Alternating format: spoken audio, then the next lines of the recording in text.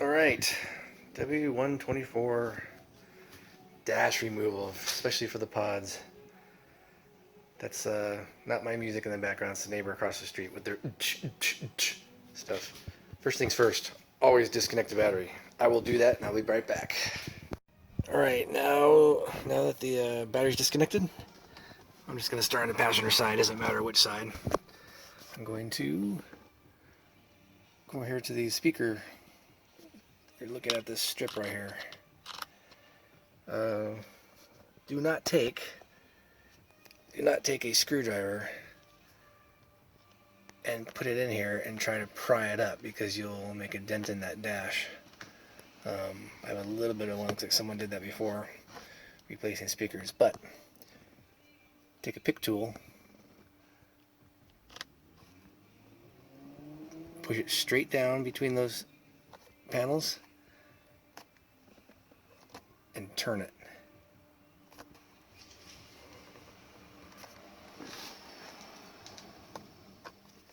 See, I'm turning it and it's popping it up. Turn it.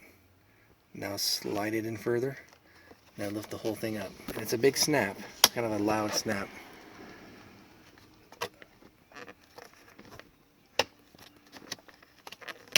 Like that. Now there's 3 of these pegs. You don't want to break them off.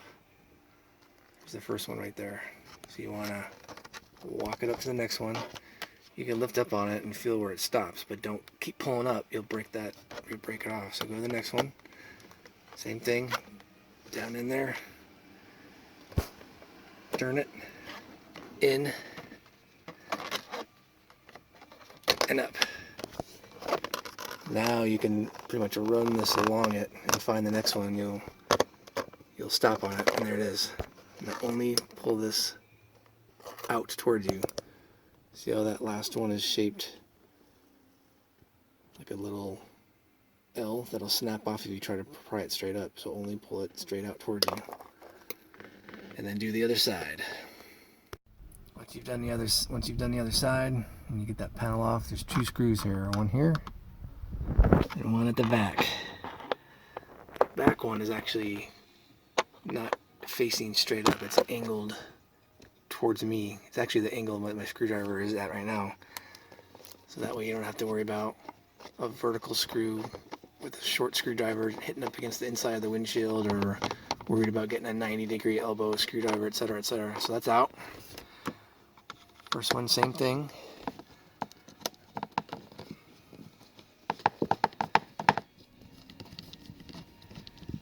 So continue to take those out.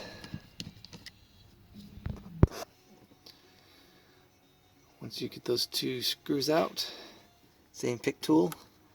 I just put mine there and just kind of twisted and lift up. And the speaker grill lifts out. Move it towards the inside of the dash because it's inserted under that A-pillar. And just move it that way to remove. You'll notice once I got it out, it's got these little hooks on it again. So you can see they hook down and in like that, which is why you lift up and move it towards the inside of the dash. And what do you know, look at that, my speaker's all blown up. I'm surprised it sounds as good as it does for what it is right now. That's amazing. Or you have to replace that while I'm in here. Next step is to look past the horrible fact that my speaker's blown. And we're getting this bolt out here. It's an 8mm. One would think, oh, how about a flat 8mm ratcheting dealio to get to there? And it didn't quite work because it sits up on the dash at the wrong downwards angle. Your trick is to get a little 1/4 inch ratchet, little baby guy with an 8mm on the end of it, and get in there and spin that off. Do it right-handed. It's in there perfectly. And mine happens to have a little swivel to it, like a swivel on the handle. But once you start loosening this guy, I'll be right back. This is a factory speaker, so the way, once you got this bolt out, you think, oh, it just comes out. Well, it's still giving resistance. The way this sucker comes out, And again, this is my old speaker, so I don't care if I slip and poke a hole through it. I would carefully, if I had a good speaker, lift up under here with a screwdriver, or in my case, pick tool, since I don't care if I ruin it. And it's pretty hard, but if you lift straight upwards, these clips spring out. And it's hard, and it's sudden, but when they come out, you can see them right here. There's like a little clip that snaps in. So, as you begin to pull this speaker out of here, you gotta get to a point where there's resistance. There's a plug right here you need to unplug. You can see how it kind of works. You need to lift up on this little tab here. These little two tabs. Bring them outwards to remove that connector. Both speakers out on both sides. The grill's out. Now it's on to the airbag, because this is an airbag car. First thing you do, take the carpet out. The mat's out of the way. There's two snaps that snap the carpet onto a snap on the floor. So you have to pull up on those firmly.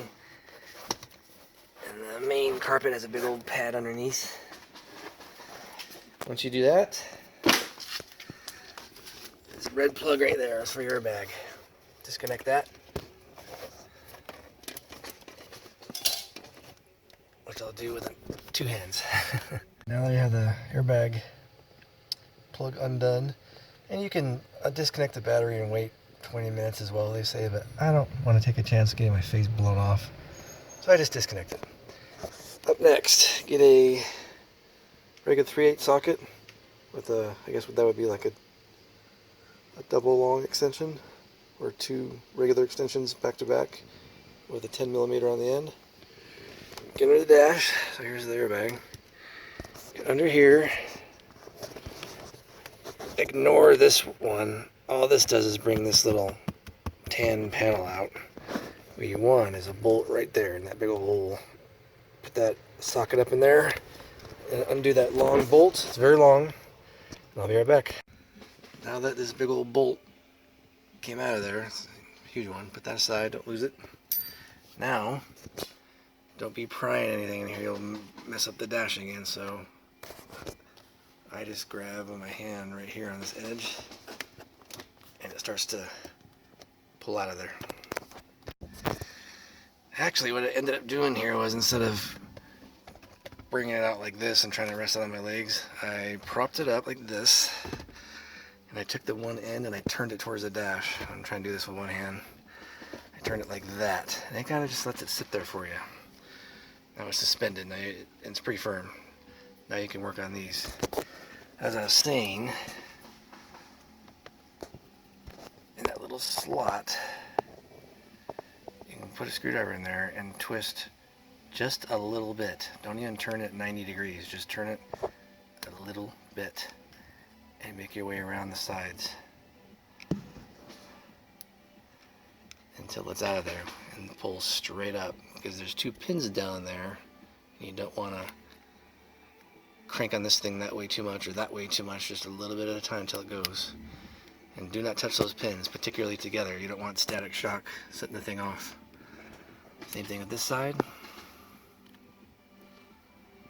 I don't know if static shock could even set it off. May not have the voltage, but just turn it a little bit. That one, I got lucky, it popped right off of there. Now the airbag comes out. And again, even in the case of static shock, I would not mess with it. I would just be very careful and not touch the pins. Don't put anything over the pins, like tape or anything. Just leave them straight up and set it aside. Hi, 126. Next thing is to get the vent out. Now I have a light on here because you can't see them. There's these 4 little clips that are spring-loaded. They're usually up into the dash. You put your screwdriver in the square hole, and how they're like spring-loaded, they spring up and down. You grab that and you pull it down while you're pulling the vent out towards you. And you go on to the next one. Put your screwdriver in here. Move these up. See how it moves up and down? Move that and hold that up while you pull the vent towards you. And same thing for all 4 corners. Then your vent should come out. Careful when you pull the vent out, don't do it too far. So anyways, mine are already loose. That was just for demonstration purposes. Once you get it all the way out, Don't pull too far out because there's a light right here and that lights up the knob at night for your cutting off your vent. So make sure to disconnect this one before you break that off. You have both vents out. The driver's vent, boy, you need to clean the dirt out of there. And the passenger vent, we need this part to start moving up and down and getting loose. So in the airbag setup, there's a bunch of bolts. Mine had a piece of foam right here so that the corner of the airbag is flush with the dash. I remove that foam carefully. It's a little sticky on the back. You can re-stick it. There's a screw on here. 1, 2, 3, and 4. So as you loosen those, and these are already loose, this is just an example. When you loosen those, behind here is a bracket. It's like back here. These bolts thread into this nut right here in the bracket. So essentially you put the bracket back here, like this, and back behind. So when you undo that top screw and that bottom screw, or I should say bolt, Phillips bolt, this comes out. So what happens is, the result is you have one out here, one out there, and this bracket starts coming away. Well, there's 2 more that need to come out as well. Not that bottom one, but these 2 top red ones, because you need this whole bracket to move out of your way. So I had a little 8mm, what do you call it?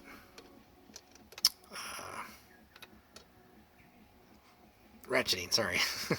Ratcheting wrench to get these 2 out. Once you do, and again, mine are already loose, this is just for demonstration, the whole bracket comes out, including that bar I was talking about, this bar right here. Now you'll notice that the dash starts moving. So what we need to do is take out this one and that one and get this bracket out as well. This one, get the bracket out as well, so that this dash piece starts coming out as a piece. Quick correction on this, these were not 8mm with a ratcheting wrench. They're 10mm with a regular socket. So the thing to remember is that the ones that go in these 4 corners, these 4 corners right here, these are all the Phillips screw head bolts, all 4 of those corners. The ones that go this direction from left to right in here in the bracket are not Phillips head bolts. They're the 10mm hex bolts with a washer that go here. 1, 2, 3, 4. On the driver's side, we're going to take off this part of the paneling. So headlight switch, you just pull straight out to you. Sometimes it's difficult. Mine's already loose. Pull straight out to you. Underneath that, because mine's already loose again, underneath that is a big old washer. I take just a regular set of pliers, get in there, grab that washer, and unscrew it till it's out. That's out of the way. Now, you pry this up from the left side first towards you, and then pry up on here gently and move everything to the outside of the car. Reason being, there's that pig again. You don't want to snap that pig off. It's meant to go back in there and then slide to the right. So when you remove these, you move it out and to the left so as to not break them off. There's your light again. Just pull the light switch out. It just pulls. Now that you have that panel off, you can just take this little leather thing and kind of just peek behind it. You realize that this little tab back there, I don't know if you can see it, was once locked into here. Oh, other note, good idea to change this bulb over here too. Anyways, you push and turn clockwise the switch to get it to sink into the dash. Now it falls away. Other side of the steering wheel, we have another trim panel where my hand is over here. Pry up on the left side and move it to the left and out. Don't ever pry up on the right corner towards you because you'll break these off again. These are meant to go in. I can film it right. These are meant to go in and slide to the right once they're in. So move everything to the left and out so you don't break them off. Now that this paneling is gone here, and the other side of the wheel, this paneling is gone. There's all these screws. 1, 2, let's see, 3, 4, 5, and they all look like this. They're little 8mm type that you just unscrew. So there's 5 of those. Put those aside, and that gets this whole thing to be now separated. And the light switch is now pushed through the dash and wiggly and out of the way.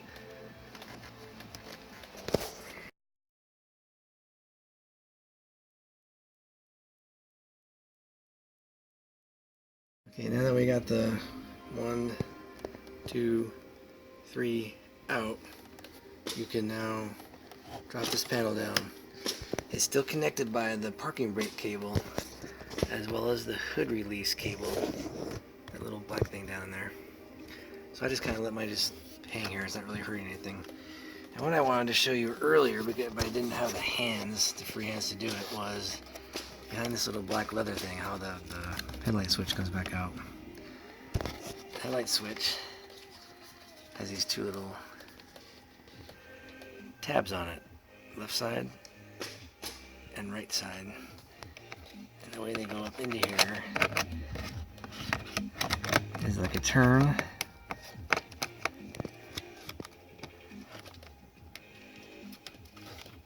and then turn again. So when you get up there and you turn it, it locks in. So now that the switch can't move. So when you're taking the dash out, you would simply turn that counterclockwise to get those little ears to release, and then out. That's what I was trying to explain earlier.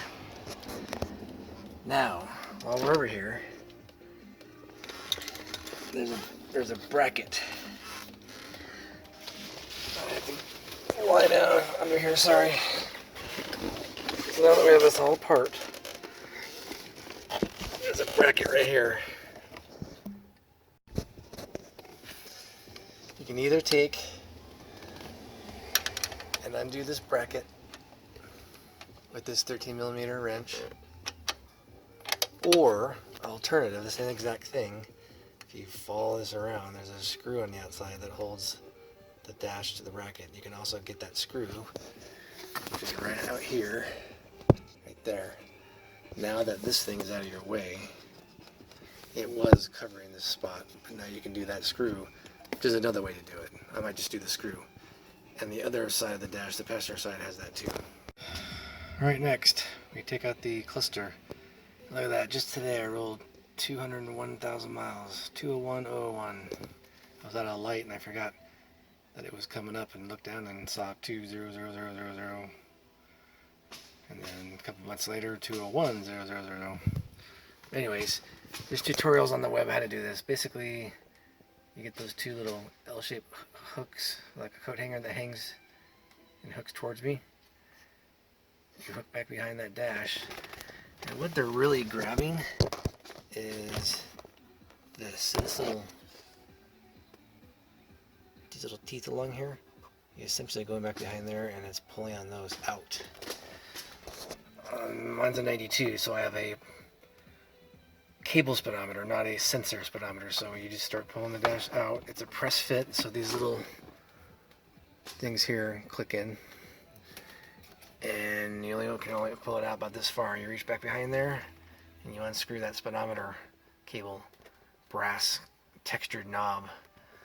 Then as you get more room to pull it out this way, and you reach back, and you just start popping off each of your light bulbs, boop, boop, boop, the clock here, and all the different connectors as far as you can. Then you can put this back temporarily, come back around this side and get at them from here and pull off the main harness and all the other stuff. And then when it comes out, careful not to take it and scratch the wood down here, because these are sharp back here. When you go to take this out of here, you can do it with the wheel on, the steering wheel on, it's fine. Just up, kind of out to the side and out. Next part, this little piece of the dash right here needs to come out. It's very simple. Under here, right above the radio, that's where the screw used to be. There's one screw there, and one screw, I can get my charger out of the way, one screw right there. Take those two out. Once they're out, don't drop them anywhere.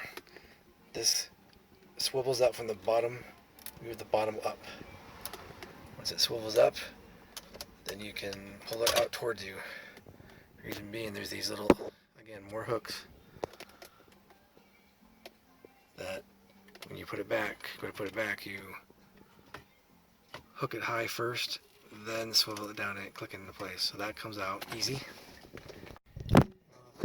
Wood panels are removed.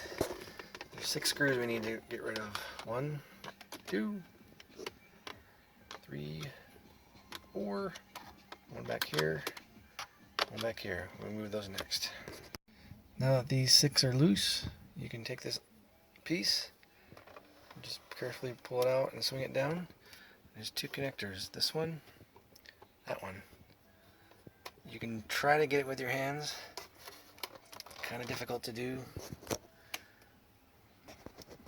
I'll show you how to get it off of there with a tool.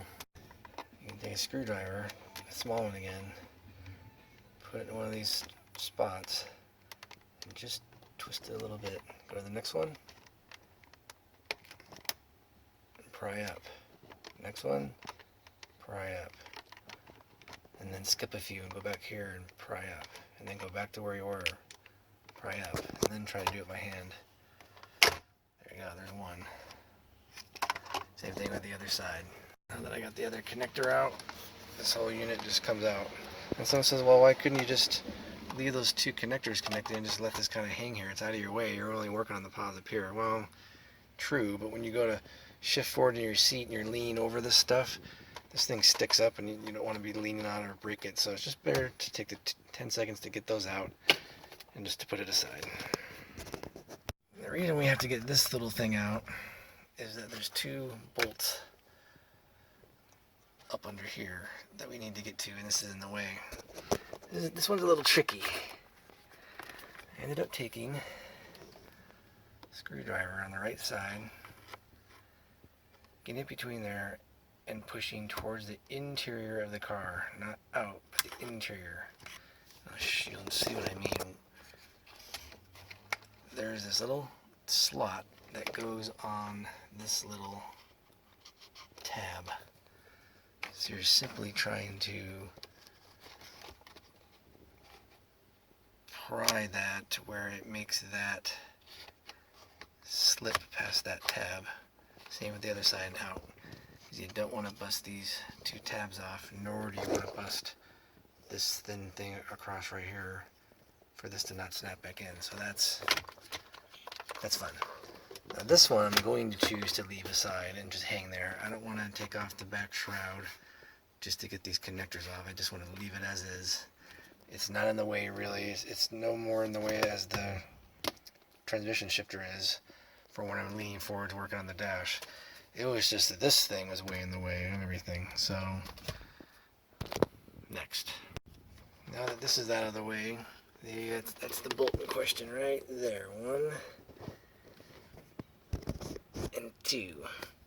So I used a 10mm regular socket on a 3/8 inch wrench. Go up in there and remove those. After I got this one out, that nut out of there, this other one I had to go with a 10 deep socket. This impact bar here is kind of in the way, and the threads on that screw are longer, so I put a deep socket 10 on there to get this out of there. So on these vents, I apologize for the background noise. This is the only day I can do this, so it is what it is. On these vents, before we start prying on these little tabs like the other side vents to get them out, that won't help us much. We first need a long 3mm, at least on my car, the 1992 is a 3mm wrench, and I put it not through the top two of these louvers, but the next one down, and you'll see down in there, let me take a second to show you, way down in there, there's that little hex bolt that needs to be loosened. So turn and loosen that guy out of there. You can see it better right there. So turn and loosen this guy out of there, and don't worry, it won't fall. It's attached, and we'll be back. So once you get your vent out of here, it's connected by a wire for the lights. So go around and trace that and disconnect that as well.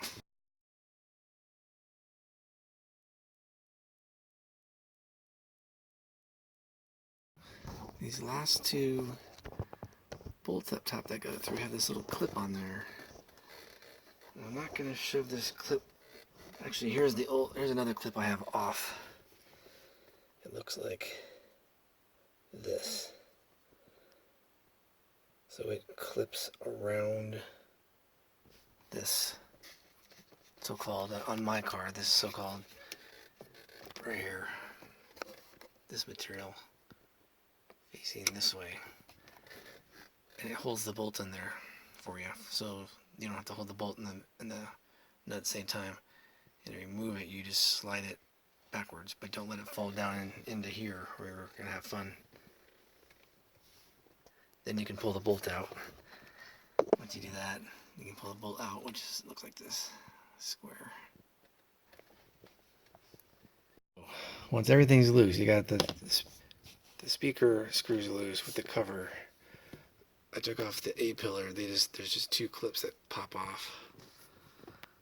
The vent out, the bottom thing out, all these fasteners along here around the headlight switch, this center vent out with the clips on one side and the screw over here and the hex thing attached to that white thing, and the two bolts up under here, and all these on these brackets, 1, 2, 3, 4, 5, 6, 7, 8.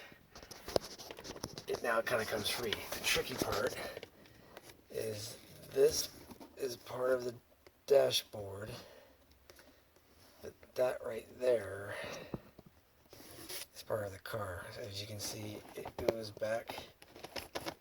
You can see it moving back and forth. It goes back and then down over that. So you basically need to take the dash and put it up and off. So this, I need to put in something different here, so that the defrost vent right here is now off of this thing here. You can tell this is more in the background and this is in the foreground. It's hard to tell with the phone, but this is supposed to slide back and it slips down over this thing. So you need to lift the dash up and forward, and you can sort of start to see it come out. See how it's wiggling? And you just put your hands up under here, push up, and pull it towards you. And it's almost a press fit feeling, like the instrument cluster. When the instrument cluster comes out, it has that same kind of like, you're pulling, nothing happens, and all of a sudden it just kind of goes. So it's very hard to explain on this part of it. The dash is off. It just looks horrific. Like the most intimidating thing in the world, but it's really not. The thing you want to do no matter what is buy these elbows again. Every single one of them. I think there's like 12. 2 on this one. 1 on that one. Down in here. Straight down. Back in there. There's a couple elbows. And then these little Y-split things too. Get these Y-split things as well. There's one there. One back here, my index finger's pointing on the red, etc., etc. There's like 2 or 3 of those, I think, too, so. We'll get to that next, the actual pods, the thing we've been waiting for. The diverter pod here, and the center pod, which is down inside there, there's this little star screw here on both sides. And I think the size on mine was I can't read it. I want to say it's a T15, somewhere around there. So undo those and be right back. So on the diverter pod, once I got these 2 brass colored little star screws out, there's also clips along the bottom here. Like if you take the zoomed out version of where the console meets it, right here are these 4, they look like this. 1, 2, 3, 4 little clips that come out. I put a little piece of foam here as like a catch in case they fell. So they look like this. 4 of those. So when you get the brass colored screws out and the 4 of those out, then you're able to get this lid off. So on this diverter pod still, now that we have the clips off and those 2 screws off, you notice that it just like it swivels, but it doesn't come up and out. That's because back here, what you have to do is there's these little holder things that hold the different lines in. This red line and this green line were actually clicked into these little holders, but I pushed the red line, green line out and away like that towards the firewall, because straight down in here, if I can get the camera in there, I'm trying to get it right spot, sorry, I'll go on this side. Basically, there, see that little, that hole, that black plastic with the hole in it? There's another one of those gold star screws that goes in that spot. So the way you do it from out here is you come in, you look for this little holder, and inside of it and down right there is the screws. So you need these lines these vacuum lines kind of unclipped out of there and pushed away and out of your way. Once you get that screw, which I've already removed, you can see, out. The way I did it was, I have these kind of star things, they're too short. I have a star driver, a permanent screwdriver star driver, but it was hitting the windshield up here. So what I ended up doing was taking a star bit from like a drill set I had, and I put it on the end of like a drill expander thing, where this socket just goes back in here. And what I had to do is, as I went down in there, it was sort of by feel, but what I actually did was sort of the way I'm filming now. I put my phone down in there and I hit record with the flash on, and I used my phone's video real-time feed to watch what I was doing, because I can't stick my head down in there. And that's how I was able to unscrew both of those. Once you do, this just lifts straight out. Obviously this vacuum line was connected to that pod right here, and that's the next step. Now you're down in here. Now you can work on the diverter pod by unclipping these 3 things, and I'll get to that in a moment. Okay, now that I have the top of the heater box off on the bench, I'm getting to this diverter pod. Well, here's the thing. The arm has a little white fastener on it that clicks in, and those may be pliable pegs over here on this side on yours, or maybe they're not. I ended up taking a nut, just a random little nut. I don't know what size this is, to tell you the truth. And I put the nut on the end of those little pegs and kind of twisted, like I'm screwing it on, twisted it. And with my other hand, I was taking my finger and pushing to the left on the metal arm. So by turn that nut with my right hand, which compresses those 4 little tabs in a circle, and moving that metal thing with my left hand, I was able to get this to come out without breaking them off. Now for these fasteners, here's the thing with my particular situation in July of 2019. I could pop these off by putting a screwdriver under there and very carefully, raising them up over this peg, or you can be rough on them intentionally, rip the pegs off knowing that you're putting a new pod in. Well, here's the problem. In 2019, in my situation, I cannot find this pod anymore.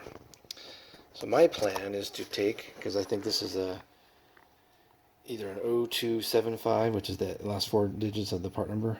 It either ends in 0275 or it ends in 0375, one of the two. Anyways, I was able to get one, but not the other. So what I was planning on doing was depressing these pegs, taking the lid off this thing, taking the other one apart that I have, the other part number, taking it apart also, and just transferring its rubber diaphragm into this housing while this housing is still mounted into this heater box piece. That way I'm just changing out the guts only and attaching the arm and not having to take these 3 fasteners off and I have to take the whole pod out, etc., etc. That's my attempt at this point. We'll see what happens. Okay, so on this new pod, the one that's actually it's the center pod that I'm trying to use in place of the diverter pod or recycle pod.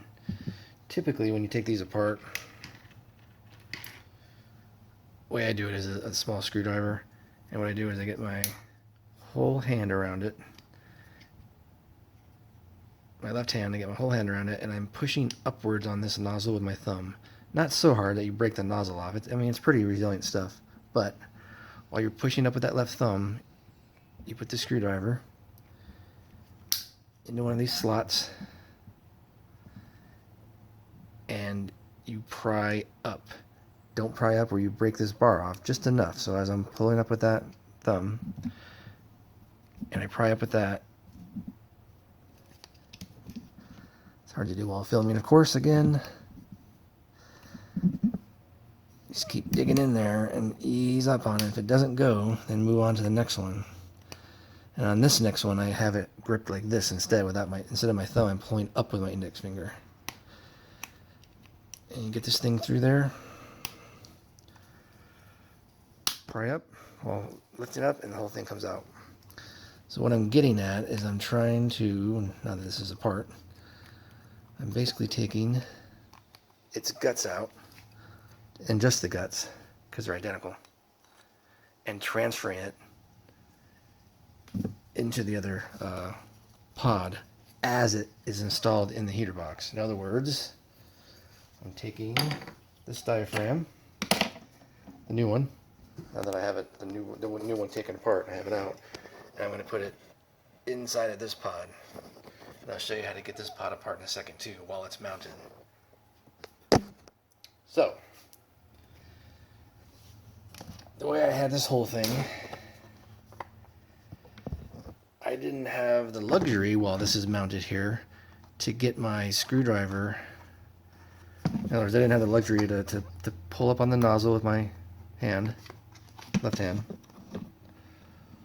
while I had this screwdriver in here as a leverage, because the screwdriver, the handle, the yellow handle, it hits the body of the heater box, so you can't really get under here and pry down because there is no down motion. And you think, well, maybe I can get to it by rotating it this way and get to the next peg. Well, it's even worse. When I go to put this under here, I can't pry down because the body's in the way. So what I ended up doing on these was taking a jeweler's screwdriver, even tinier, and doing the same effect. Even though it hits the body, the jeweler's screwdriver, you can actually get in almost from the side. So while your index finger is lifting up on the nozzle, you can get this in sideways and pry up. Now, I should be able to just take the new guts drop them right on in here. And to show you that they're identical, this is the new guts, this is the old guts. Besides the color, they're same diameter, same seal, same arm length, same everything. I just basically just drop the guts down in there, put my spring back in, and I'm gonna snap the lid back on, paying attention that the nozzle faces to the right. It faces towards this first screw we took out on the heater box. So this is the back of the heater box, the right side. Taking note that that's how that snaps in. I'm going to snap it in place. Now, before I do anything, I'm going to stop the video. I'm going to go put my Mighty Vac, hook it up to it directly, and see what kind of pressure I get. Be right back. Alright, we're back. So I have the Mighty Vac, and it's attached to the pod, which is mounted to the heater box. And I'm going to flip this over, and as I pump the Mighty Vac, there you go, it opens the flap, and it bleeds out very slowly, what they're supposed to do at a point. And I can release, you'll see it goes back and forth. So test that a bunch of times, and there you go. That's how you take the Diverter Pod, which is no longer available, and you buy a center pod instead. Take the guts out of each other and put them into one unit. So I suggest you guys stock up on the center pod ones to use for your diverter pods later. So I bought like 4. One for my center pod, one for my diverter pod, and then one replacement of each in the future. We're back again. I'm going to get the little clip. I want to put it right back through the arm of the pod and through the housing. And I dropped it. We're going to try again. Just going to fish that, if it'll let me. Right back through, and there it is. Like that, just pop back in. And then you can realize that this, when I go to move this door by hand, has a lot more stiffness to it. Whereas before I couldn't hardly move this to make the pod depress. This is a lot stiffer now, which is good. Before the diaphragm was slightly broken, so when I pushed on this, it pushed up real easy. So now I know it's holding it shut firmly. Alright, correction regarding this top diverter pod. This part number for the diverter pod ends in 0375. The center pod down in the bottom part of the heater box is 0275. The 0275 is the one that's not available. So this 0375 that I have available new will be what I steal its guts from to put it back into the 0275 for the center pod. So the last, little bit I just showed you about switching out the guts in this one, simply what I did was I just put an 0375 into an 0375 for the sole purpose of not having to unclip these out of here and these 3 clips and pull the whole housing out and put the whole new 0375 back in. I essentially took and left this 0375 in here and took new 0375, just the guts, and clicked it on as to not have to dismount this and worry about breaking off the tabs and stuff. So hope that makes sense. Okay, back in the car. The heater box lid with the diverter pod, the 0375 pod, is over there on the workbench. So now we're on this one. I ended up using that same little locking nut, the ones with like the little white plastic inside of them. I'm not sure what size it is, but I ended up putting that little locking nut on this pin, like so, and just kind of push it on and it pops that right out. When you remove this, you can see the metal inside that plastic, that brass, or that brass looking metal. That's the pod arm right there. So now with that pin free, you can see that it moved, the brass and the black plastic move independently, and it's just a matter of getting this door out of here. So we need to take this door and flex it out of his hinges to get that pod down there to be accessible. So what I've done is I ended up taking the door, and because my old pod's broken, right? So it's resisting me. I can feel it trying to hold the door up, but if you push this and swivel this down all the way down and collapse the pod can't really hold the vacuum since it's broken, so it gets that arm, it stops that arm from pushing up on this black plastic piece so much. Then I was able to reach in here, put my middle finger back here and thumb on this like front little rubbery edge, and kind of curve. It's hard to explain.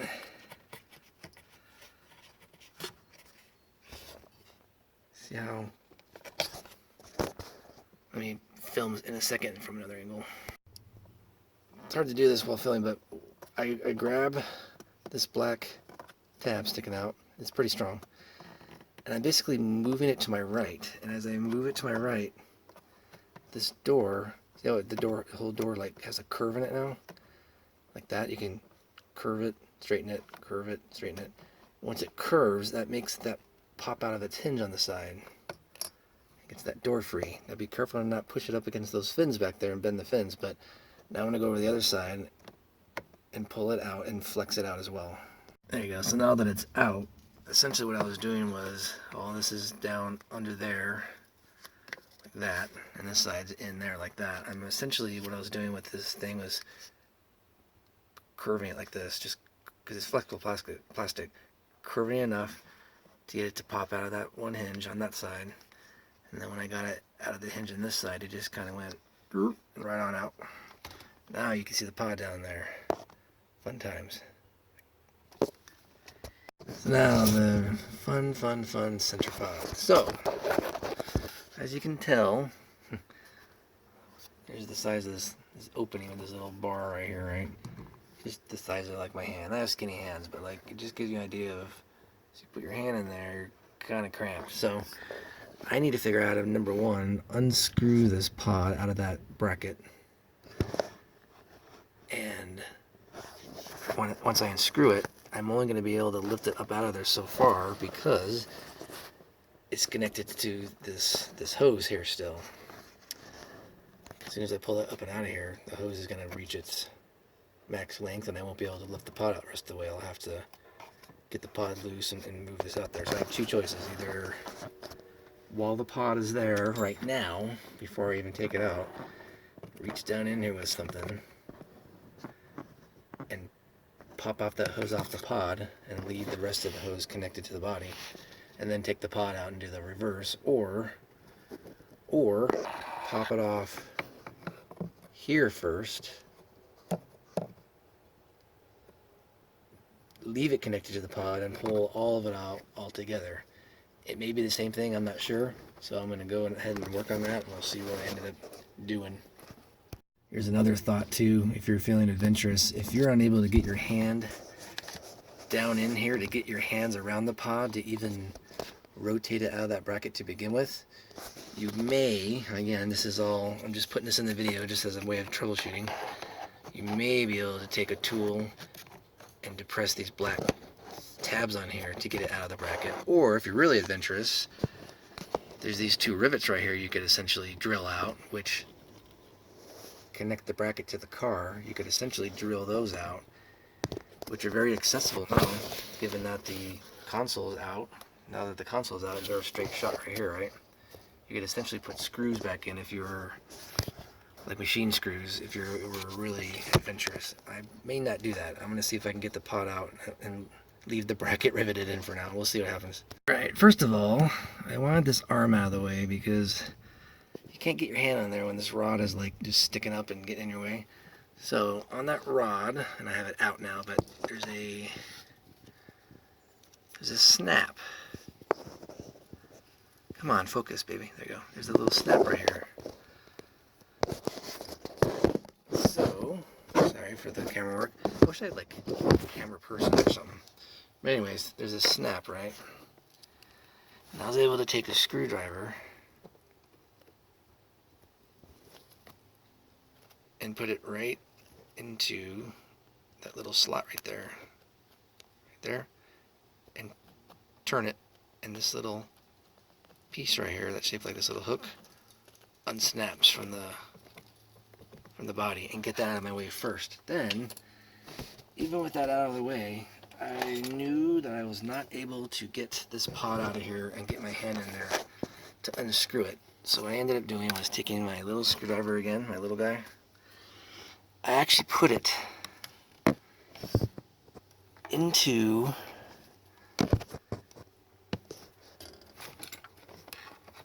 sorry, I'm like mutilated and contortionist inside my car right now. I actually put it into the housing slots, the same slots that you use to take the pod apart. I put a screwdriver down into that little slot right there of the housing slot, and I pulled it this way towards me, which is counterclockwise, and it actually unscrewed the pod, which is like miraculous.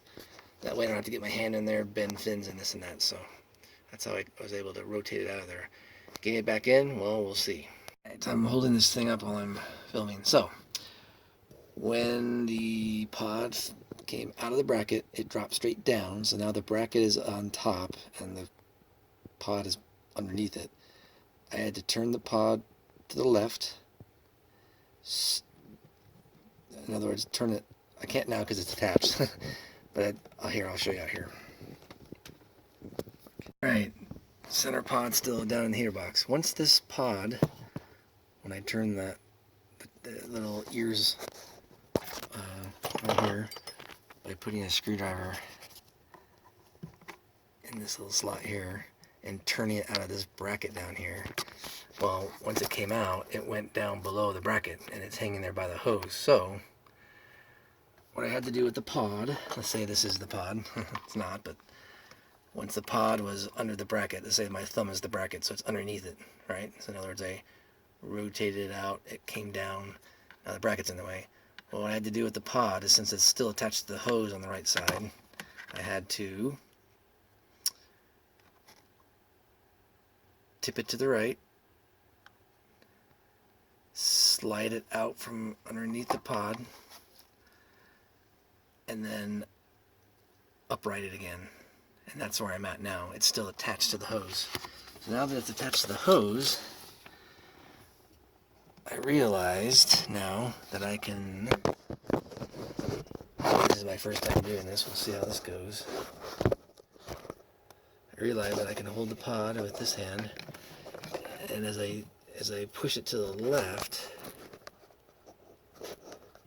try to film, sorry. As I push it to the left, it doesn't want to move left very much because of the tension of the hose. So what I'm able to do now, I just have a plastic little pry tool.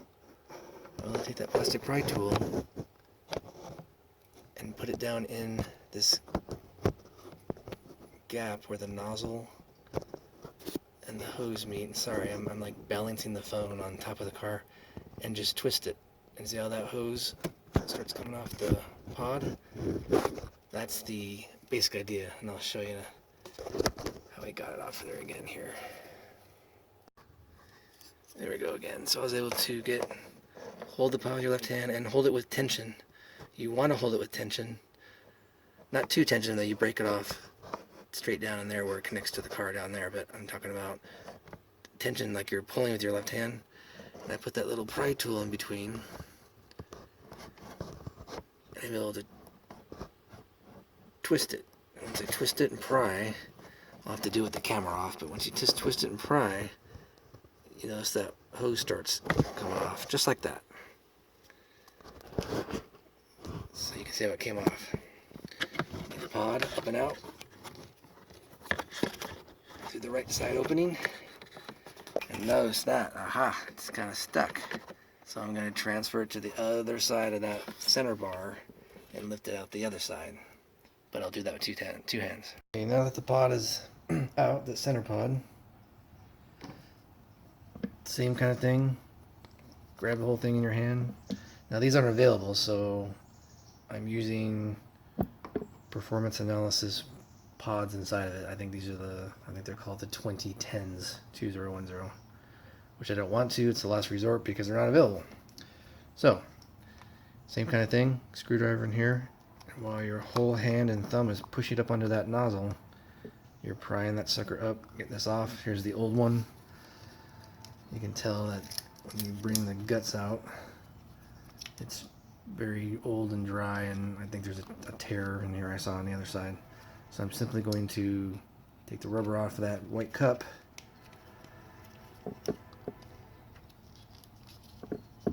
Like that. There's the new diaphragm, which I can tell feels a little cheaper, but at this point, well, what choice do I have? I can't have my car not having AC coming out the center vent anymore. I'm desperate, so. And then I would take this, I would put it back into the housing,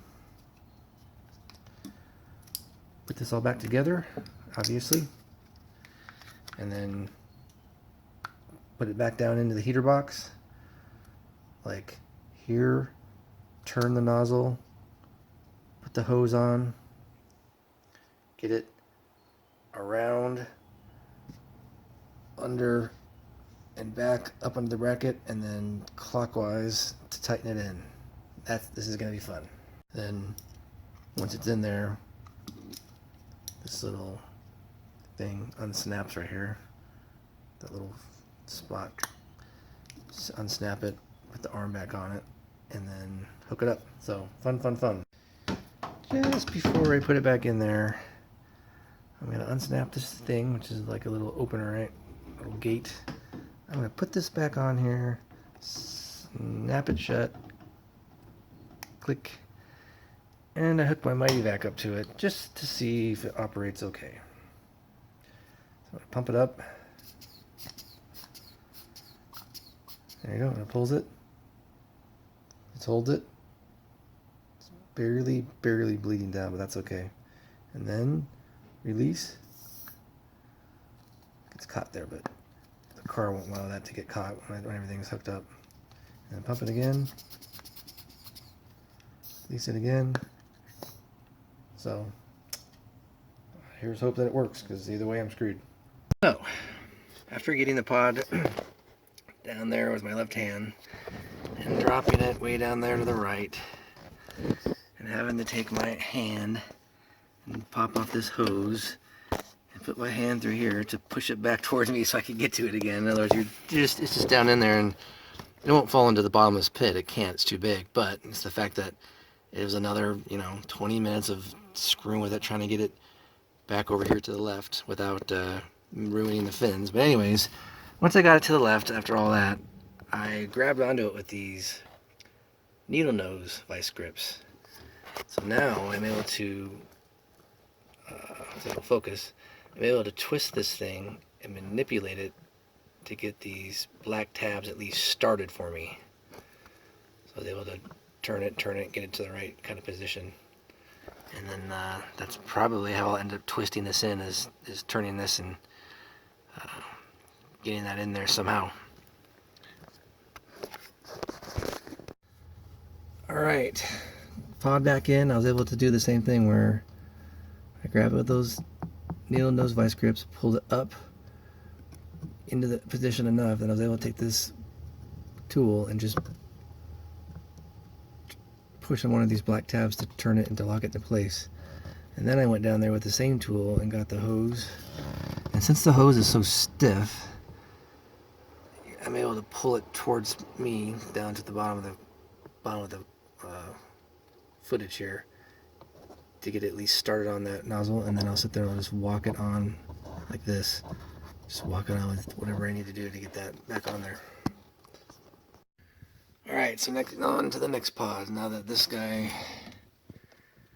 down in here is done with the arm on it.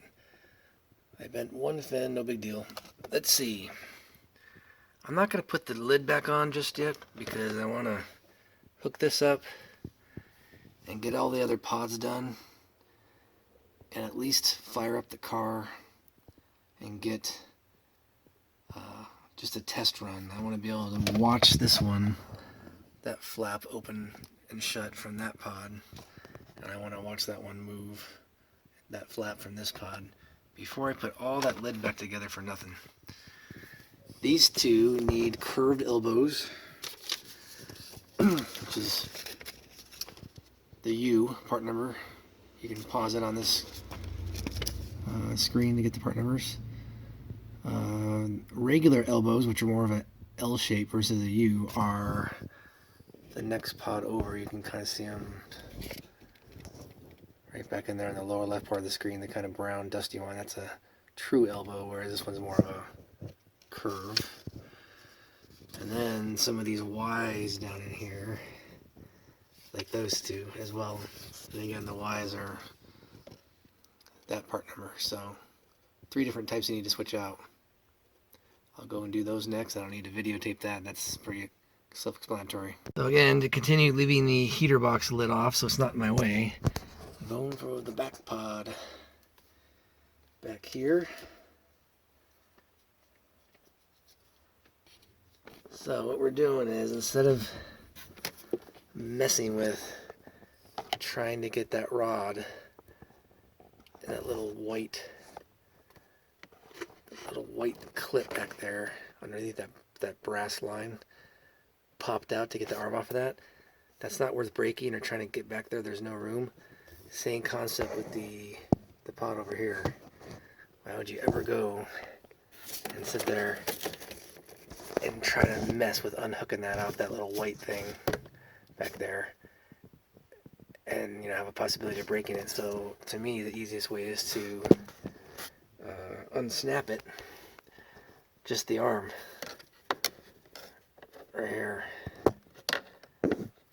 getting behind this little peg here and pulling it towards me, leaving the arm on the car, and then just basically clicking it back onto the new pod once you have the pod back in place. And then, just switch out these elbows as well. So I don't think I need to videotape this part. It's pretty self-explanatory. Just take those elbows off of there, untwist the pod out, and snap the new arm on while the arm, I'm sorry, not snap the new arm on, unsnap this arm, leave it on the car, and when you have the new pod in place, just snap the new pod to this old arm. And the same with the one over here. So on this one on the far left of the dash, I took my little plastic tool again, and I just wedged it between the hose and the end of the hose and the body, and just leveraged it off, just, picked it off like that on both nozzles. This one, I couldn't really get my hands in there. Someone said they removed some relays for access. I don't want to go remove these relays, so I put a channel locker on the entire body on its widest setting, the curve to the top and the flat part to the bottom, and notice the bottom jaw is just to the right of that nozzle, so you don't grab the nozzle and crack it off. And all I do, I just basically, whoop, there it goes, turn it counterclockwise, and pod comes out. Probably the same with installation. Can't get the hands in there, use a channel lock to twist it into place very easily. And take your time and don't be crazy with it. Putting this leftmost one back in, here's the new one. Unclick your little white connector. Take the white connector and the arm and just put them aside. And you're going to take it and you're going to install it back into the bracket. And hook up the old arm, which is hanging there with the little white thing clip ready for you, ready to snap on. And I'll do that in a second. Alright, so I think all the pods are in. I've put back the heater box lid. It's just sitting up here just to hook up the line temporarily. I just want to be able to flip it over like this and just watch this flap. And I want to not put the black lid back on this thing because I want to see this thing, how it behaves too. So I put this control unit back in just for now, for temporarily, with the 2 connectors back in. And I'm just going to fire up the car and just see how all these things behave. Oh, I gotta hook up the battery. Oh me, oh me.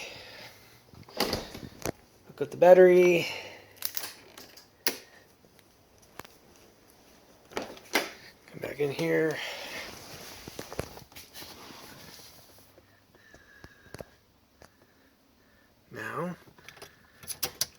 glow plug it. I have a diesel, so it takes a second.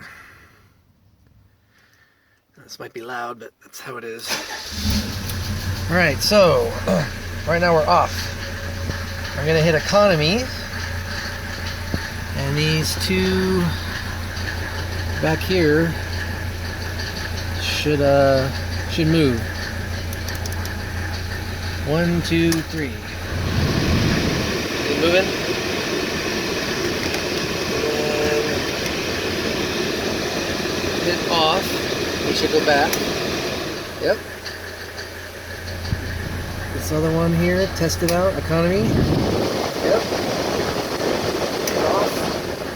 Yep, that's good. Now, let's see. I'm gonna hit like AC and see which ones do what. So, see that one sucking down? I know that works. Back to economy. Now, this is the point where I don't know what pod does what really. So here's the heater box lid one. I'm gonna hit I don't know, AC, see what happens. Not much of a change. Fine, I'll hit the floor and upper one. Does it change? Not really. What about this one over here? That's moving. So if I hit AC again, does this one move? It does. Yep. Now I'm going to hit defrost. See what happens with this one here. See if it moves. There you go.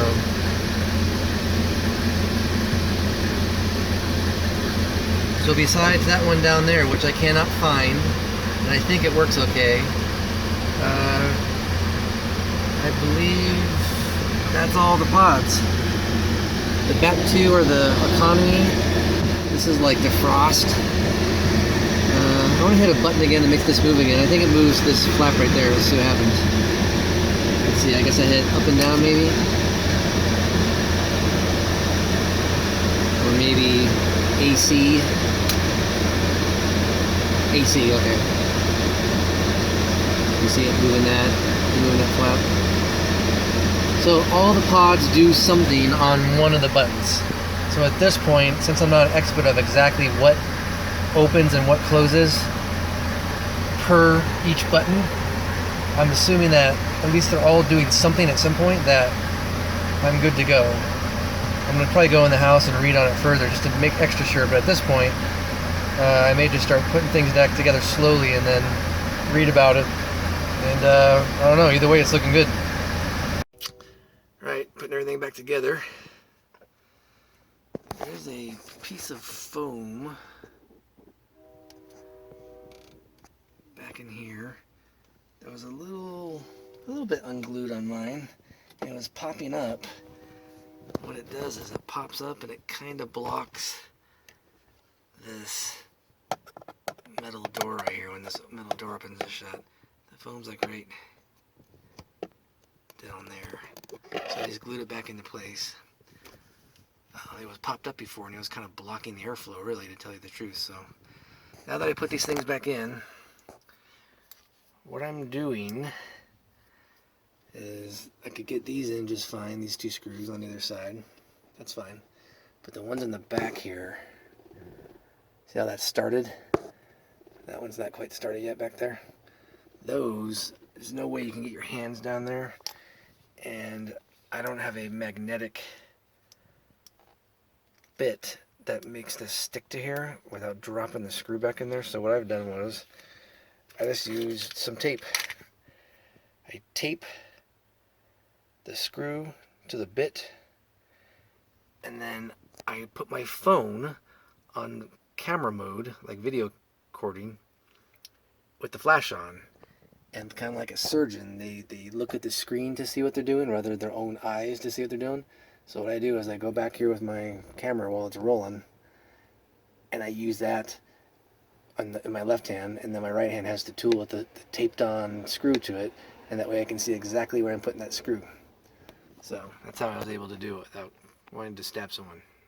Once you get those in back there, don't forget to take your 3 vacuum lines and snap them into this little black thing again. Into their 3 position snap, snap, snap. As well as over here to keep them out of the movement and everything. I had temporarily moved these cables, which were back here, in front of this pod just to get to the screws back there and to get to the vacuum lines better.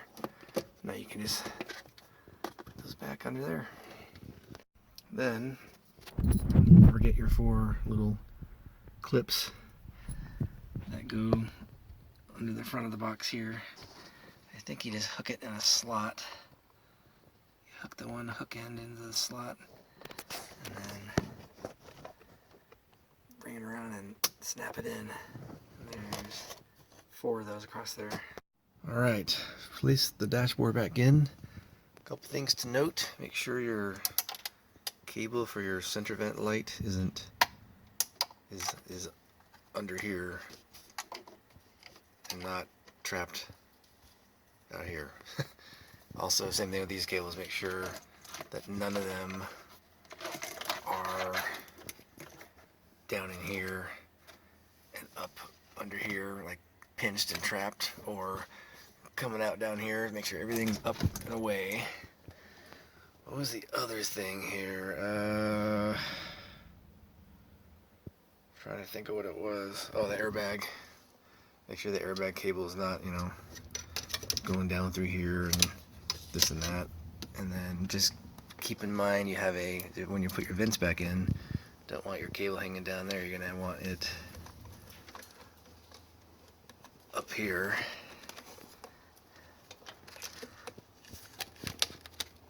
Up in that position instead, not underneath. For when your vent comes in, just kind of start lining things up, keep it fresh in your mind. Other than that, start to fasten it down. So, I've already kind of put this bracket on, but it's very simple. The bracket goes with the black screw in its highest position. You don't want the black screw down here. So that's the orientation of that right side bracket. It's these 2 Phillips again, and this is an example bracket. The way this bracket goes in here is like this. The nut is towards the front of the car, and the flat part, the flush part, is towards you, and the big bend goes at the bottom. So it eventually goes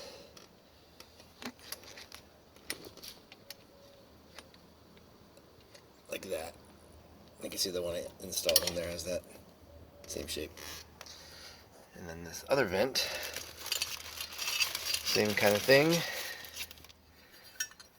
Oh, and by the way, on this bracket, I put these 10mm hex ones in there as well. And in this bracket, same kind of thing.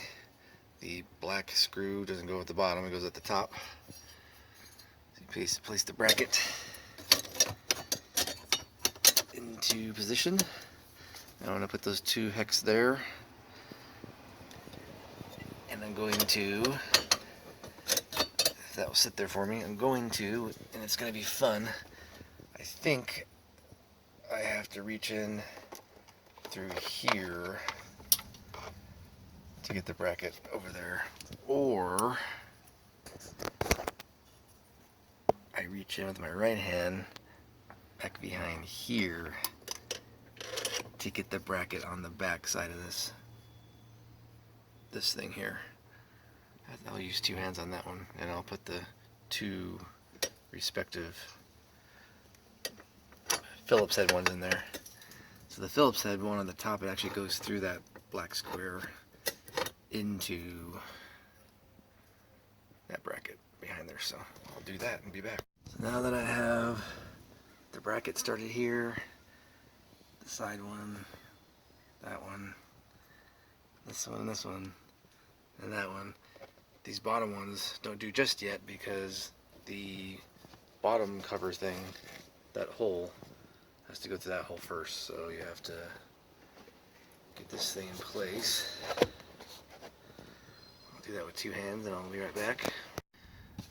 So again, while I'm putting this back in with 2 hands, remember that this tan section right here, this little pinch goes in between these two, between the bracket and between this metal frame up under here. The tan doesn't go on the front side, it goes back behind, and same under here, which is why I said just start these so you have some wiggle. That wiggle is required so you can pull it out enough to get that tan thing up in there like that. Be right back. I almost have this piece in place. So a couple things you gotta take note of. See on the side here is a little bit of a gap. You just need to snug that up against it. Just push it up. Make sure that it's behind. The tan is behind the bracket, and the hole goes all the way through. Same thing over here. See how it's a little low? Just kind of push it up into place so they line up. All the while under here, there's a couple points too. Mine, this little cloth kind of came off right there. This thing was jammed up against here. It was stuck in front of this and it wouldn't want to go past it. It was stuck on this side of this and I couldn't get it up over the hump and back. So I had to kind of mess with that to get it. And the top edge of this thing, right there, it wants to interfere with this thing as well as it goes into place. It ends up kind of just sitting on top of this thing right here as like a little ledge.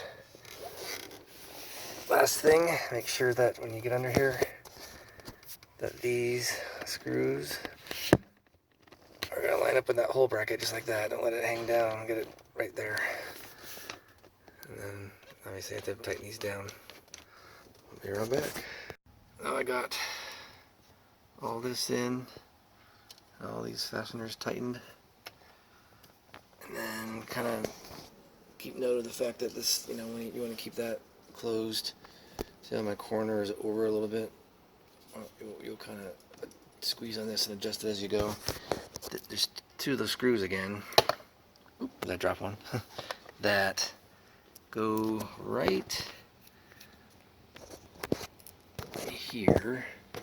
So this is the right side vent. Like right there. One there. One there. It helps hold this thing up inside the dash. Be right back. Alrighty, now that we got this bottom bolster in, all the bolts tightened, these 2 screws down here tightened. I actually have one under here still, that one. But then I'm going to move on to the next part, which is this loosey-goosey part. Screw right down in there. Right there. This guy. These are the 2 that you drop down through here and put the nut on the underside up under here. So I'm going to do those next. And remember, it's got like a little bracket thingy that goes essentially like something like this. If I can get it in there right. Kind of like this. It kind of holds the screw from walking around on you. And that goes down there and clips this way, so I'll be back. Alright, now that we got the 2 bolts that go down through here and here, and the nut underneath here, and right there, and it's on to this thing. Getting these little slots into this peg, and I'll do that with 2 hands.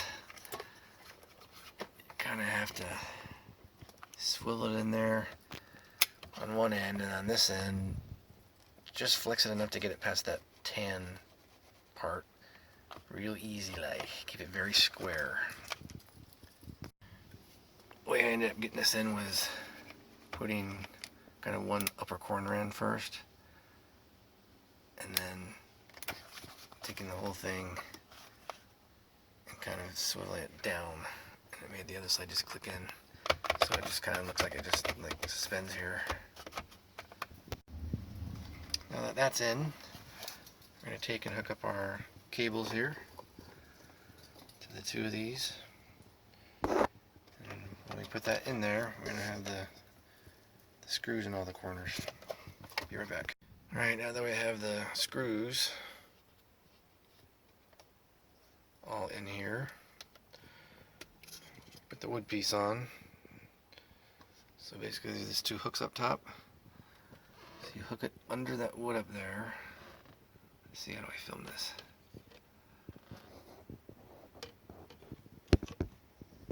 Like that. Hook it under the wood. So see the little gap, so you're pushing forward under the wood and then swivel it down. And it'll appear to catch right here. You see how it's kind of like sticking out? Just keep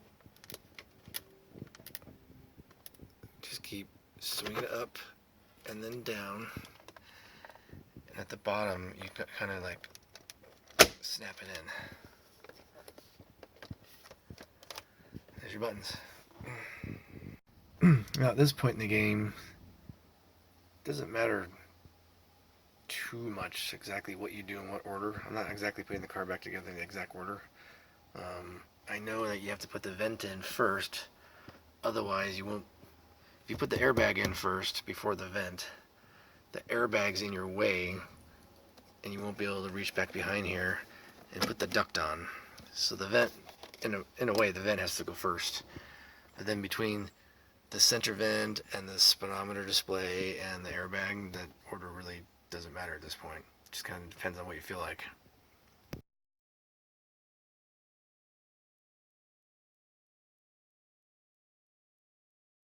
Next step, you're probably like, why are you looking at my sink? Well, vents. What I'm doing here is I'm taking a toothbrush, I'm going in here in these vents, I'm turning the knob to get the back to open, and I'm basically just putting a brush on this side of the flap, that side of the flap, and putting the brush down in here like this, the side of the louver, each one. Same thing with this side of the louver. There you go, feeling like that. And now to the next one. So on and so forth. You can get the sides, and even on the front, I was able to put a brush right in here and go along each one of these like this, one at a time. Get those cleaned up. Now there is going to be water that enters this little hole for your light bulb, so make sure to shake these out, or maybe just let them dry out a little while before you put it in the car. So it'd also be a good time to put a little Q-tip in there with a dab of grease on those teeth back there from the back of the vent in. Just need some grease on those little gears as well. Alright, so now that we're on this side of the dash, remember the old bracket on this guy? You either had the choice to undo the nut right there or do the screw. I chose to do the screw. Over here on this little piece back here. So remember how this goes, you slip this around the material.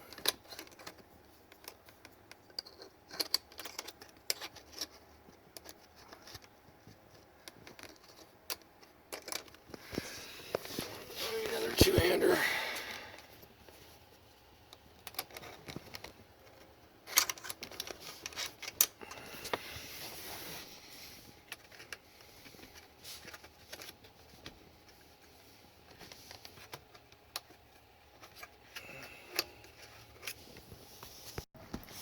You remember this part where you had the option of, on the left side of the dash, you had the option of doing you had that nut or that screw up there.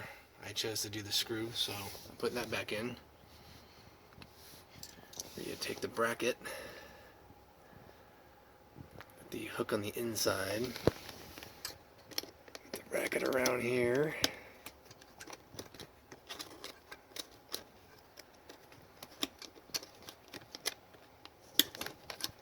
And the little hook, you can see, comes through that little, right there, little square opening. Then I'll drive the screw in. Now I got that screw in there. And what I did was that screw, since that's almost like a slot in there, it allows this black piece to slide in and out. So I pushed it in as far as it'll go so that it meets up against this. There's an intentional step in the black. You can see like a ridge that goes up against this tan gasket material. Otherwise, it'll be too far out this way and it'll have a gap. Okay, side vents next. Putting them back in. Take your speaker wires and stuff and get them up through here out of the way so that it's not in the way of the duct. And you can just reach in through here and manipulate the duct in whatever way you need to get it to accept this guy here. Same principle applies with these little springy clips. They'll snap in once they get past this edge. So you gotta basically put this in your left hand and hold it and start feeding it in there, and use your right hand on that hose and get the hose snapped up to these things, these little lines. You'll see there's a line on the inside of that, like a little raised groove. That needs to click over top of these raised grooves. So about that far. Until it basically bottoms out on this front edge right here. I'll be back. While I'm putting those vents in, by the way, now that I think of it, get your bulb lined up to get your bulb clicked into the housing back here in that square area. Alright, now that the vent's in, and I had make sure that the light is attached. When you go to push the vent on, sometimes the light gets pop off of there, so you have to really make sure that's on the back of there securely and it's snapped in. And everything else is on and we're good. Next is,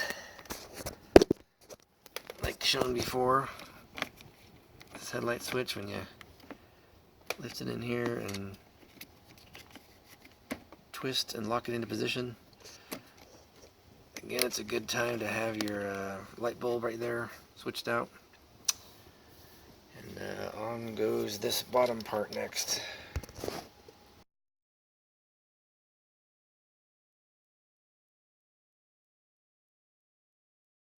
When you're starting to lift this knee bolster into place, make sure that the white piece on the back of the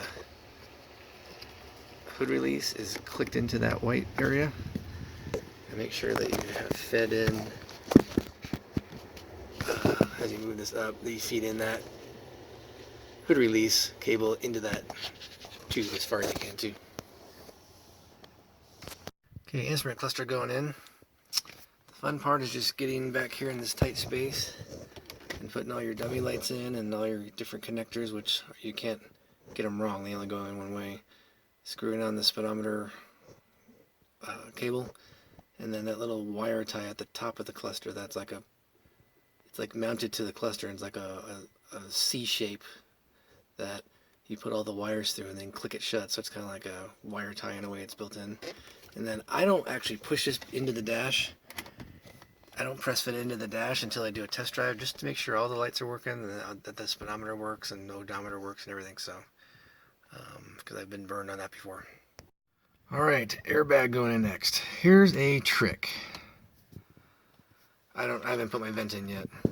There's a screw that goes through this hole that keeps the vent into the car. Here's the problem. When the airbag's in place, you can't get to that screw, right?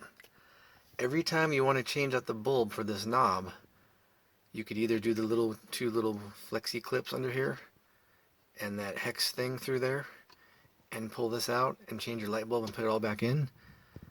But if you screwed that one down too, in addition to those clips and that hex, then you have to take the airbag out just to get this screw out, just to get this off, just to get the light bulb fixed. Well, changing out that light bulb is going to be something you might do more often than not, right? So I wouldn't say more often than not, but more often than you would think you ever would. I've already gone through like 2 burned out bulbs in this dash myself, so I'd rather just leave that out of there, because when this thing is clicked in and the airbag's squeezed in next to it, this is not going anywhere when you really get it clicked in there. That screw's not necessary, so that's my recommendation, is don't put that screw in there, so you can get the vent out just by itself without having to take out the airbag every time you want to change a stupid light bulb there. So there you go. We're gonna get this guy in here. Gotta get my connectors.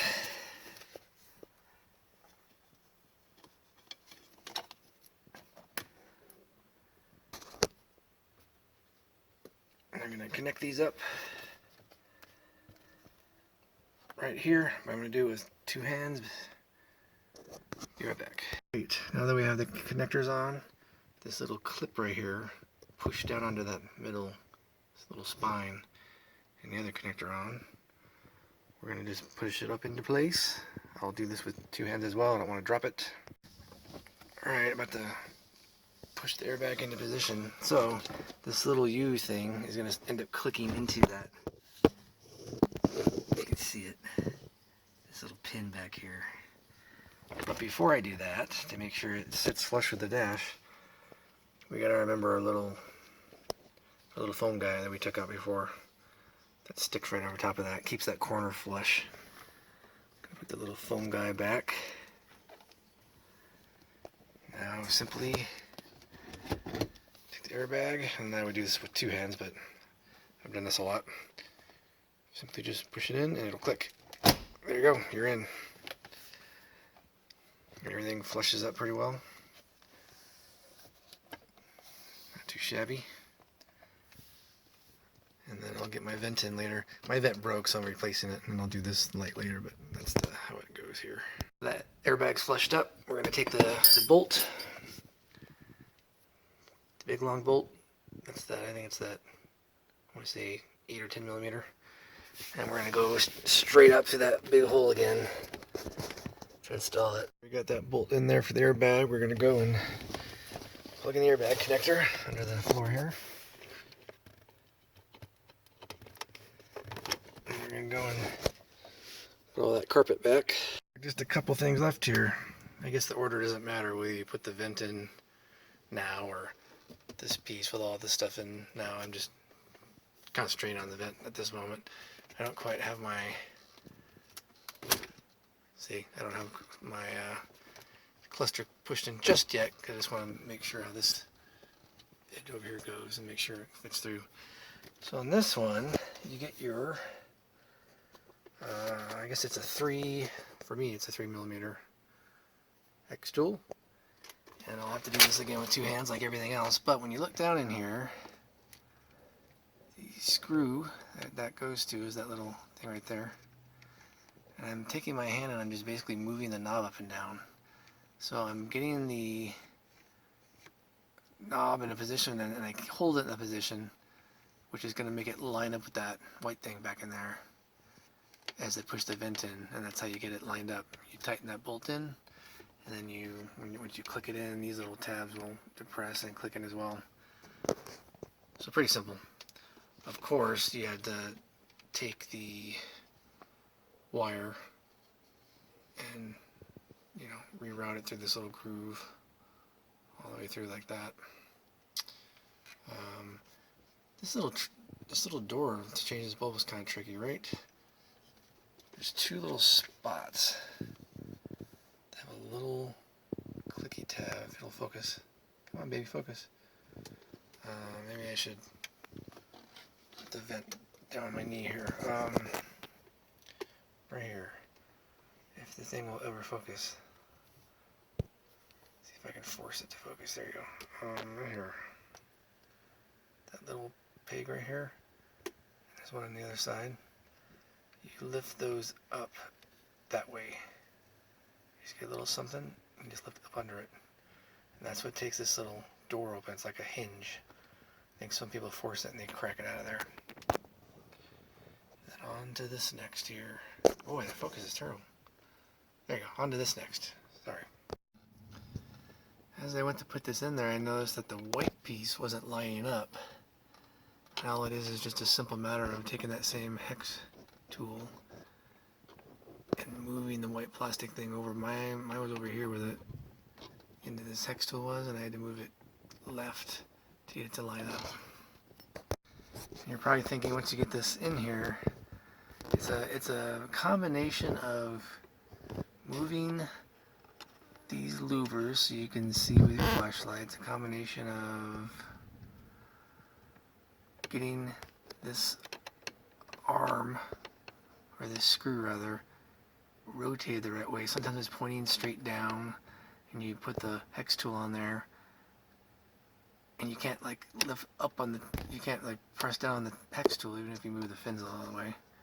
That you think you could just pry down on it to move the direction of the screw to face more up, but it still wants to go bit and not straight in. So you have to kind of take the hex tool and put it under the body of the screw housing, under that silvery looking thing with the little silvery hole in it. Get under there to get it to swivel up while you have the wheel control. So basically I had my left hand on here, I was moving the wheel to rotate it some. I had my other two fingers on that tool with the same hand, moving it independently of the wheel to get the thing started. Then once you get it started, it seems to just turn and turn and turn and turn. You think, oh God, did I strip the thing? Well, it's a long bolt, and it does keep turning until it finally does stop. It's a very, what I would call a medium fill thread. That being, as you're twisting it on there, you're metal into plastic, right? Metal screw into a plastic housing, so you feel like you're kind of like cross-threading it, even though you're not. It just has a tighter feel to it. But you do eventually get that screw all the way in to where it's flat against that silver part. Don't just screw until it stops. Look in there with your eyes to make sure there aren't any more threads left, and keep on going. Don't over tighten it. Just don't stop as soon as you feel any resistance per se. Just, I mean, you can stop and look, but don't just stop and make the job done. And once you do that, you should see that it loses the fence off, up and down. So we're all set.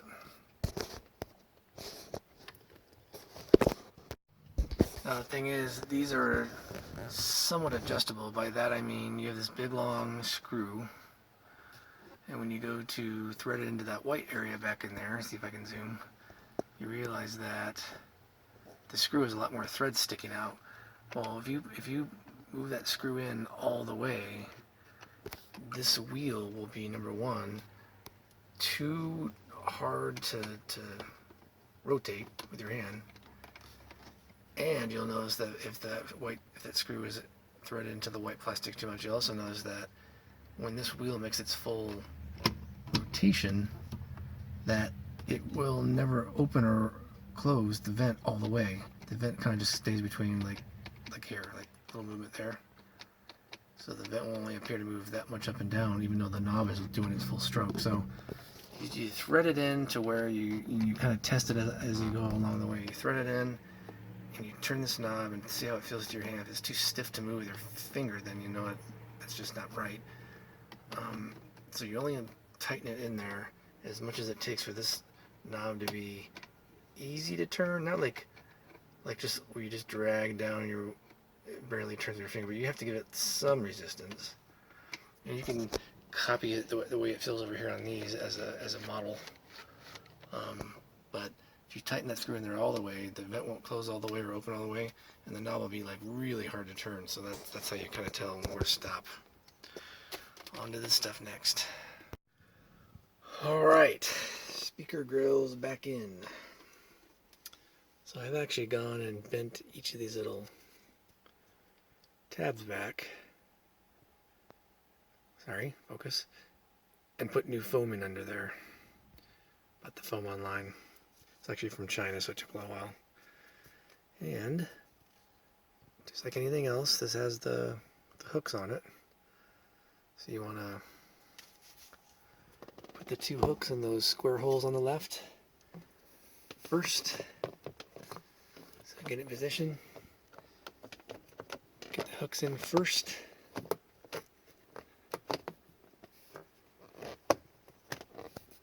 And put it into place. You might have to kind of mess with it a little bit to get it to go into place. Then you have your screws. One goes back in there at an angle with a long screwdriver. And one goes right here up front with a short screwdriver.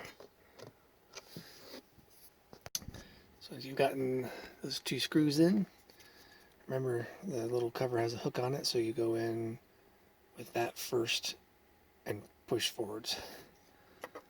So you hook that back there. You can see, yep. And then you'll notice there's these two that click in the middle.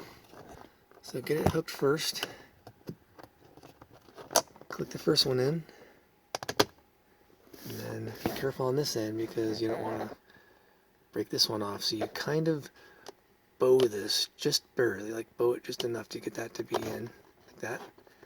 Push the middle ones in, all the way around, and it'll snap. I'll mess with that, but you get the idea. There you go. Now it's in. And then pillar is next.